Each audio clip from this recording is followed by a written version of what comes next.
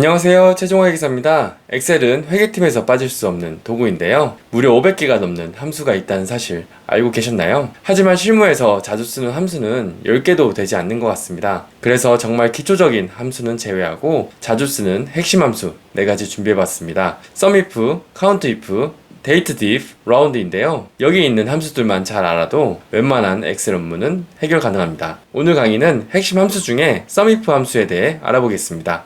함수는 지정한 범위 안에 모든 숫자를 단순 합산할 때 사용하는데요. 조건을 만족하는 값의 합산이 필요한 경우에는 SUMIF나 SUMIFS를 씁니다. SUMIF와 SUMIFS의 차이는 조건의 개수인데요. SUMIF는 조건이 1개인 경우 쓰고 SUMIFS는 그 이상인 경우에 사용합니다. 이제 예제를 통해서 확인해 보겠습니다. 예제 파일을 실행하면 한 회사의 매출 계정별 원장을 확인할 수 있는데요. 예제 파일은 동영상 하단 링크에서 다운받을 수 있습니다. 2가지 예시를 작성할 예정입니다. 첫 번째는 SUMIF를 통해 한 가지 조건인 거래처별 매출 금액을 집계할 것입니다. 두 번째는 SUMIFS를 통해 2가지 조건을 동시에 충족하는 금액을 집계할 건데요. 사업 부문별 그리고 매출 원천별로 집계하려고 합니다. 참고로 SUMIF나 SUMIFS와 같은 조건에 맞는 금액을 집계하는 방법은요. 피벗 기능을 통해서도 구현할 수 있습니다. 어느 상황에 따라서는 피벗이 더 효율적일 수 있으니 이 점 참고 바랍니다. 이제 첫 번째 거래처별 매출액을 집계해 보겠습니다. 먼저 데이터 집계 기준인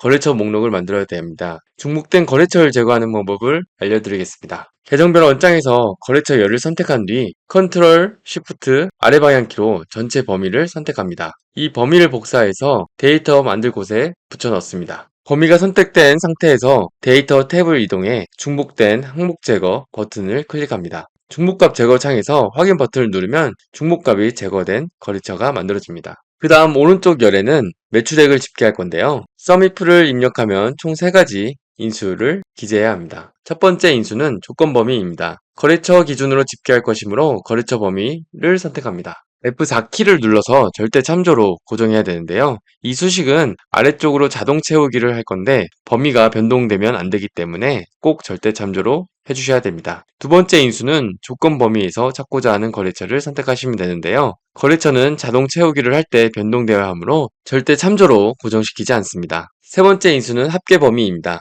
조건 범위와 마찬가지로 매출액 범위 전체를 지정하고 절대 참조로 고정합니다. 이때 주의할 점은 조건 범위와 합계 범위의 위치의 높이는 반드시 동일해야 됩니다. 여기서 한 가지 팁을 드리자면요. SUMIF의 범위를 지정할 때 전체 열을 선택해도 무방합니다. 다시 한번 해보겠습니다. 조건 범위의 전체 열, 그리고 절대 참조, 그리고 조건, 그리고 합계 범위의 전체 열, 절대 참조. 이렇게 해두면 조건 범위와 합계 범위의 위치의 높이가 동일한지 확인하지 않으셔도 되고요. 다음 연도 행 개수가 다른 자료를 업데이트할 때 집계표를 수정 없이 활용할 수 있다는 장점이 있습니다. 이제 아래로 자동 채우기를 하겠습니다. 집계를 마쳤다면 검증을 해야 되는데요. 거래처별 매출액을 집계한 금액은 원본 데이터의 합계와 일치해야 됩니다. 집계된 매출액 합계 금액과 계정별 원장의 합계 금액이 6억 5,700만 원으로 일치하는 것을 확인할 수 있습니다. 다음은 SUMIFS 함수를 통해서 2가지 조건으로 매출액을 집계해 보겠습니다. 사업 부문별 매출액을 원천별로 나누어 보려고 하는데요. 데이터 집계 기준인 사업 부문 목록을 먼저 만듭니다. 사업 부분을 모두 가져와서 붙여넣고 그리고 중복된 값을 제거합니다. 그리고 사업 부분 옆에는 매출 원천을 기재합니다. 상품 매출, 상품 매출, 그리고 용역 매출. 그리고 서미프스를 입력하고요. 주의할 점이 있는데요. 서미프와 달리 서미프스는 합계 범위가 첫 번째 인수라는 점을 주의하셔야 합니다. 합계 범위는 열 전체로 기재하겠습니다. I열 절대 참조를 해주셔야 되고요. 그리고 조건 범위 사업 부분 절대 참조를 해주고요. 사업 부분에서 찾고자 하는 사업 부분은 기재해 주시는데요. 열이 바뀌면 안 되기 때문에 알파벳 앞에 달러 표시를 합니다. 그리고 두 번째 조건은 저희 매출 계정명인데요. 절대 참조해 주시고요. 그리고 찾고자 하는 매출은 행이 바뀌면 안 되기 때문에 숫자 앞에다가 달러 표시를 합니다. 컨트롤 시프트 1을 누르셔가지고 서식을 바꾸시고요. 그리고 아래 자동 채우기, 오른쪽 자동 채우기를 완성하시면 전체 총 합계가 6억 5,700만 원으로 잘 집계된 것을 확인하실 수 있습니다. 서미프랑 서미프스에 대한 예제를 같이 해보았습니다.